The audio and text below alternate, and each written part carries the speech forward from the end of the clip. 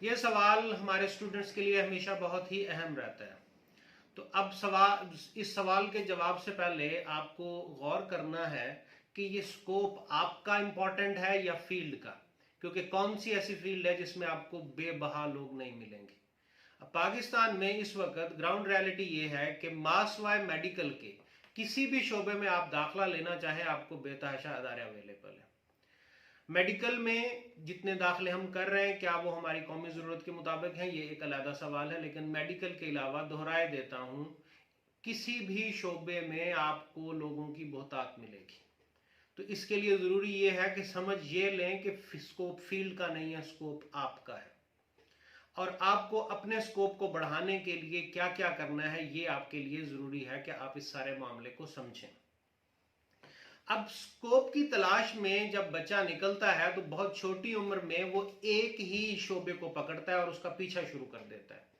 बच्चा बचपन में अपने बचपन को एंजॉय किए बगैर जो बहुत सारी चीज़ें जो उसको बचपन में सिखाई जानी चाहिए वो सीखे बगैर वो नंबरों की दौड़ में ऐसा लगता है कि सब भुला देता है कि क्या क्या चीज़ें ऐसी हैं जो उसको यहाँ से लेके आगे जानी है। ज़रा ये गौर कीजिए, ये बिल्कुल वैसा ही है जैसे पहाड़ पे आप चढ़ते हैं। अगर कोई किसी पहाड़ को सर करना चाहता है तो पहाड़ की चोटी पे पहुंच के उसको बहुत सारी चीज़ों की ज़रूरत पड़ेगी ताकि वो वहां पे सरवाइव कर सके। हमारे बहुत सारे तालब इल्म ऐसे हैं जो पहाड़ की चोटी पे तो पहुंच जाते हैं लेकिन उनको ये मालूम नहीं होता कि सरवाइव कैसे किया जाए। उनमें जो चंद ज़रूरी स्किल्स जो सीखने की हैं और जो बचपन में ही सिखाई जाती हैं और वो सीखनी चाहिए, उनमें एक जो स्किल है वो है कि आपको स्टेज पे खड़े होकर बोलना आए। और ये स्किल उस वक्त सिखा देनी चाहिए जब अभी आपको शर्म, लिहाज, झिझक ये सब की समझ ही ना हो। ये बहुत बचपन में सिखाई जाने वाली चीज़ें हैं। बच्चा दूसरी, तीसरी, चौथी जमात में अगर स्टेज पे नहीं जाता तो वालिदैन के लिए ये सोचने की बात है। ये वो सलाहियत है जो बचपन से ही उसको दिमाग में डाली जाएगी। फिर बच्चे को बिला वजह जज करना बंद करना पड़ेगा हमें। जो बच्चा है वो जब तक गलती नहीं करेगा वो सीखेगा नहीं। अगर आपने उसको एक ही ख्वाब दिया कि तूने पायलट बनना है, तूने डॉक्टर बनना है, तूने इंजीनियर बनना है, तो अपने वो हकीकी पोटेंशियल को तो पहुंच ही नहीं पाएगा। आप उसका अगर मुवाजना करते रहेंगे कि किसके नंबर ज्यादा किसके नंबर कम, इससे गुजारा नहीं चलेगा। आपको उसको शानदार बनाना है। जो हमारी तालीम का सबसे बड़ा मसला है, मैं उसके लिए टर्म यूज किया करता हूं मिट्रिक। तो हमारी जो अच्छे और बुरे तालब इलम की पहचान की मिट्रिक है, बुनियादी तौर पे वही गलत है। हम सिर्फ उसके नंबरों को बुनियाद बनाते हैं और उसके नंबरों की बुनियाद पे ये तय करते चले जाते हैं कि जी कौन सा तालब इलम अच्छा और कौन सा तालब इलम बुरा। अगर कोई बहुत अच्छा तालब इलम है लेकिन वो स्टेज पे खड़ा होकर बोल नहीं सकता, उसमें निगोशिएशंस की कोई सलाहियत नहीं है, वो कम्युनिकेट नहीं कर सकता, वो सिर्फ एग्जाम को रिप्रोड्यूस करके अच्छे नंबर ले सकता है, तो उस तालब इलम के लिए बहुत अच्छी खबर नहीं है, उसका कोई स्कोप नहीं है। आपको इस वक्त जो ग्राउंड रियलिटीज हैं वो ये कि जी आपको बहुत ज्यादा नंबरों वाले बेतहाशा बच्चे मिलेंगे। आपको अगर हर जिले में आपको एक से ज्यादा ऐसे इदारे मिल जाएंगे जो कि मास्टर डिग्री के बराबर डिग्री इशू करते हैं या सनदें इशू कर रहे हैं। अब आपने देखना ये है कि अगर हर इदारे का अपना अपना गोल्ड मेडल हो तो सिर्फ गोल्ड मेडलिस्ट ही कितने बन जाएंगे। तो इस आप ये समझने की बात ये है कि नंबरों डिग्री से बात अब आगे चली गई हुई है। अब तो वो उन लोगों की कमी ही नहीं है जो नंबर और डिग्री रखते हैं। तो अब जिन चीज़ों की ज़रूरत है उनमें यह कि जी बंदा पहले अपने आप को पहचाने। तो जो सबसे बड़ा स्कोप उसका जिसके सपने बड़े। हमने अपने डिपार्टमेंट की हद तक और मैंने एज उस्ताद अपने बच्चों को उनका स्कोप बताने के लिए मैंने उनको इनकरेज करना शुरू किया कि आप ऑनलाइन की तरफ जाएं। अब ऑनलाइन में उनको compete करना पड़ता है। ऑनलाइन एक सैचुरेटेड मार्केट है। जब वो सैचुरेटेड मार्केट है तो वो अपनी सलाहियतें वहां पे बेचने जाते हैं। अब जब बेचने जाते हैं तो मार्केट में आप जैसे और भी बहुत सारे लोग होंगे जो कुछ ना कुछ बेचने जाते हैं। फिर वहां पे आपकी कौन कौन सी सलाहियतें, आपकी निगोशिएशंस की स्किल, आपकी कम्युनिकेट करने की स्किल, आपकी प्रॉब्लम को सॉल्व करने की स्किल, फिर प्रॉब्लम को सॉल्व करने के बाद आगे आपने क्या क्या करना है। फिर जब आप ऑनलाइन काम करते हैं तो जो आपकी कस्टमर रिटेंशन है, जो आपके ग्राहक हैं, जो आपके क्लाइंट्स हैं, अगर आप उनके साथ डिसऑनेस्टी करते हैं तो फिर वो आपसे चले जाते हैं। तो जो क्लाइंट रिटेंशन है उसके लिए ऑनेस्टी एक जरूरी चीज है। अब ये समझने की बात यह कि ऑनेस्टी बचपन में सिखाई जाने वाली चीज है ऑनेस्टी ये नहीं होता कि बचपन में आप बच्चे को ऑनेस्टी पे कुछ बताएं ना, और हमारे यहाँ ऑनेस्टी को भी बाकायदा एक बहुत बड़ी चीज समझा जाता है, जबकि ऑनेस्टी एक प्री रिक्विजिट है आपके किसी भी कैरियर में आगे बढ़ने के लिए। तो स्कोप किसी भी फील्ड का नहीं है। हम उस्ताद किसी एक फील्ड के बारे में ये नहीं बता सकते कि आप इस फील्ड में जाएंगे तो आप बहुत शानदार करेंगे। हम आपके साथ गुफ्तगू कर सकते हैं, हम आपको ये बता सकते हैं कि आपको अपनी सलाहियतों को लेके क्या क्या कर सकते हैं और किस तरह से चीज़ें हो सकती हैं। जो एक बुनियादी गलती जो स्टूडेंट्स हमारे करते हैं वो सीखने के दर्जे नहीं समझ पाते।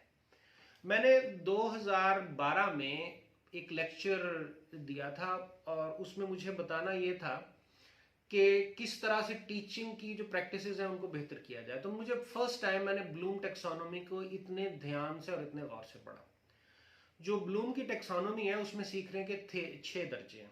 सबसे पहले हम बच्चों को याद करवाते हैं, फिर हम उनको समझने की तरफ लेके आते हैं, और इन दोनों कॉन्सेप्ट्स के बाद, इन दोनों दर्जों के बाद कि जब हमने उनको याद करवा लिया, हमने उनको समझा लिया, फिर हम उनसे कहते हैं कि इसको अप्लाई करो। फिर अगला काम जो ये करते हैं, हम उनसे कहते हैं कि आप इसका तज्जिया करो, उसके बाद इनकी दर्जा बंदी करो, एवेल्युएट करो, और फिर आखिर पे जाके क्रिएट करो।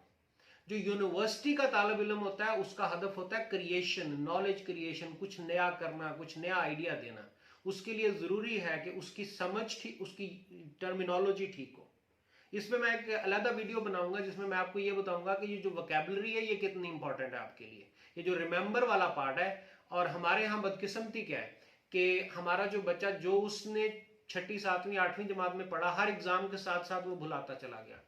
तो ऐसे लोग जो कि हर डिग्री के साथ साथ उसके कंटेंट्स को भुलाते चले जाते हैं, उन लोगों का स्कोप नहीं है। तो आपको समझना यह है कि जो बचपन से आपको पढ़ाया जा रहा है, जो स्किल सेट आप बचपन से गैदर कर रहे हैं, उन सलाहियतों को आपको ऊपर तक लेके जाना है। 6ठी 7वीं 8वीं में आपको ब्रेथ की टर्म्स में बहुत कुछ सिखाया जाता है, आपको रिमेंबर वाले कैटेगरी में ज्यादा चीजें सिखाई जाती हैं। फिर आपको लैब में ले जाया जाना चाहिए, आपको चीजों की अंडरस्टैंडिंग बेहतर करवाई जानी चाहिए। फिर जो कॉन्सेप्ट्स क्लासरूम में सीखे उनको लैब में डबल चेक किया जाना चाहिए, उन पर रिफ्लेक्ट करना चाहिए। जो दुनिया है वो इस वक्त रिफ्लेक्शन पे चली गई कि जो कॉन्सेप्ट आपने सीखा उस पर आप डिबेट करें, आप उसके मुख्तलिफ जावियों से उसको सीखें। फिर जिसको हम कहते हैं तज्जिया करना, तज्जिया कर, आपके सामने एक इवेंट हो गया, अब अगर क्लास में मेरी में 60 बच्चे मौजूद हैं तो मुझे 60 डिफरेंट पर्सपेक्टिव मिलने चाहिए। आप इमेजिन कीजिए ऐसा क्लासरूम जिसमें सारे बच्चे क्लास में पार्टिसिपेट करते हैं किसी भी मौजू पे। तो गौर कीजिए कि उस्ताद कितना कंट्रीब्यूट कर सकता है और वो बच्चे एक दूसरे की लर्निंग में कितना कंट्रीब्यूट कर सकते हैं। तो तज्जिया जो है वो, जब बहुत सारे तज्जिए सामने आते हैं तो एक बड़ी तगड़ी ओपिनियन सामने आती है। फिर उसके साथ आपने देखना है कि अगर एक ही काम को करने के बहुत सारे तरीके हैं तो जो तरीके हैं उनमें से बेहतर तरीका कौन सा, तो आप अवेल्युएट करेंगे। और फिर जब क्रिएशन है तो जो बहुत सारे सांचे अगर आपकी समझ में आ जाएंगे तो आप क्रिएशन स्टार्ट कर देंगे। मैं अपनी तहरीर में, मैं अपनी मुख्तलिफ वीडियोस में मैं इसी चीज का इनकरेज करने वाला हूं कि अपनी सलाहियतों पे काम कीजिए। अगर आपके पास स्किल सेट तगड़ा होगा, आपका स्कोप होगा, तो दिल करे पंजाबी में, दिल करे सराइकी में, दिल करे इंग्लिश में, लिटरेचर में, किसी भी फील्ड में कुछ भी डिग्री कर लीजिए, आप बेरोजगार नहीं रहेंगे। लेकिन अगर आप बोलने की सलाहियत नहीं रखते, आप में एतमाद नहीं है, आप लोगों से बात नहीं कर सकते, आप अपनी सलाहियत को बेच नहीं सकते, आप ऑनेस्ट नहीं है।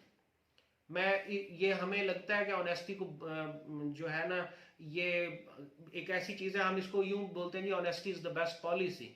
ऑनेस्टी पॉलिसी नहीं है, ऑनेस्टी प्रीरेक्विजिट है, इससे चीजें शुरू होती हैं। तो ये सारी चीजें जब आप करेंगे तो उसके बाद ही आपका स्कोप बनेगा। ये जो ऑनेस्टी और ये जो कस्टमर क्लाइंट रिटेंशन और ये सारा कुछ जो है, इस पे बेतहाशा तहकीक हो रही है कि जो अगर आपने अपने प्रॉफिट्स बेटर करने हैं तो बेहतर ये होगा कि आपके जो ग्राहक आपके पास आए वो आपसे भागे ना। इसमें मैं फिर आपसे बात करूंगा।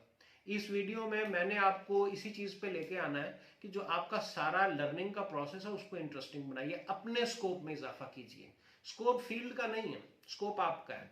अब आप अगर अपने स्कोप को नहीं बेहतर कर सके तो फिर कोई आपका कुछ नहीं बिगाड़ सकता। ये अभी कल जब गवर्नमेंट ने ये डिसाइड किया कि जी हम यूनिवर्सिटी स्कूल्स कॉलेजेस ओपन कर रहे हैं, तो कुछ लोगों ने, कुछ नौजवानों ने उस पर, जो एजुकेशन मिनिस्टर हैं उनके ऊपर बड़ी बातें की ये इस कौम की बदकिस्मती होगी कि 1 साल तालीमी इदारे तकरीबन बंद हो गए, 1 साल बंद रहे, उसके बावजूद भी अगर कुछ नौजवानों को तालीमी इदारों के दोबारा खुलने पे तहफ़्फ़ुज़ात हैं तो फिर शायद ऐसे लोग कुछ सीखे नहीं।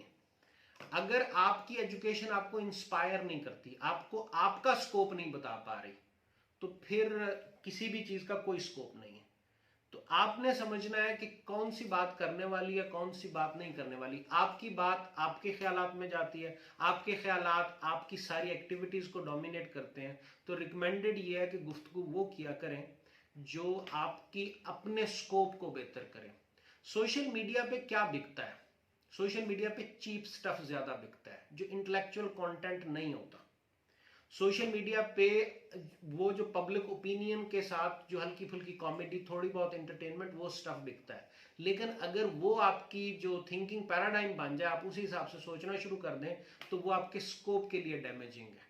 मैं इसमें जो बहुत सारी बातें मैं और करना चाहता हूँ, लेकिन इस वीडियो में मैं यहीं पर रुक रहा हूँ। और मेरी आपको रिकमेंडेशन यही होगी कि आप अपने स्कोप पे काम करें और आप फील्ड के स्कोप पे बाद में जाएं। जब आपका अपना स्कोप बेहतर हो जाएगा तो फिर आप जिस फील्ड में आप डालोगे उसी फील्ड में आपको कामयाबी मिलेगी। खुदा हाफिज।